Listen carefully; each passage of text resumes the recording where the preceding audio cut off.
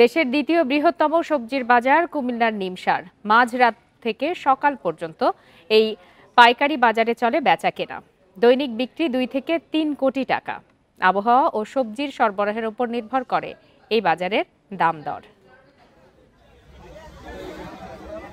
ঢাকা চট্টগ্রাম মহাসড়কের পাশে কুমিল্লার বুড়িচংয়ের নিমসার বাজার। মাঝরাত থেকেই এখানে বিক্রেতা ও পাইকারদের ভিড়। দেশের দ্বিতীয় বৃহত্তম এই কাঁচা বাজারে সারা দেশ থেকে আসেন ক্রেতারা। রাজধানীর কারণ বাজারের পর এই বাজারে সবচেয়ে বেশি কাঁচা শাকসবজি আসে দেশের নানা প্রান্ত থেকে। নিমসার বাজার থেকে পাইকাররা ট্রাক ভরে কিনে বিক্রি করেন স্থানীয় বাজারে। আমি নাটক থেকে আনি, আর অন্যান্য জনকে মহাস্থান থেকে আনে, দিনাজপুর থেকে আনে, ঠাকুরগাঁও থেকে আনে, পঞ্চগড় থেকে আনে। রাত্রে নামে আবার সকালেও বিক্রি হয়ে যায়, একটা মালও বাসি হয়।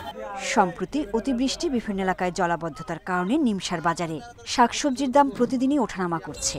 আড়তদাররা জানান, সরবরাহ কম থাকলে স্বাভাবিকভাবেই সবজির দাম বাড়ে। তবে গত সপ্তাহের তুলনায় এ সপ্তাহে দাম কিছুটা কম আসে, তাহলে হয়তো রেটটা একটু বাড়তি থাকে। আর মাল যদি আমদানি বেশি থাকে তাহলে রেটটা একটু কম থাকে। রাত্রে শশার বাজার আছিল 1400 টাকা কি 1500 টাকা।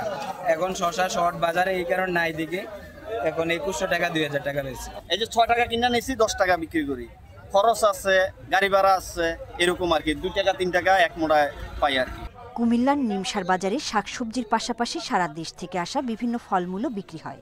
বুড়িচং উপজেলা প্রশাসনের অধীনের এই বাজারটি ইজারার মাধ্যমে পরিচালিত হয়। Independent news.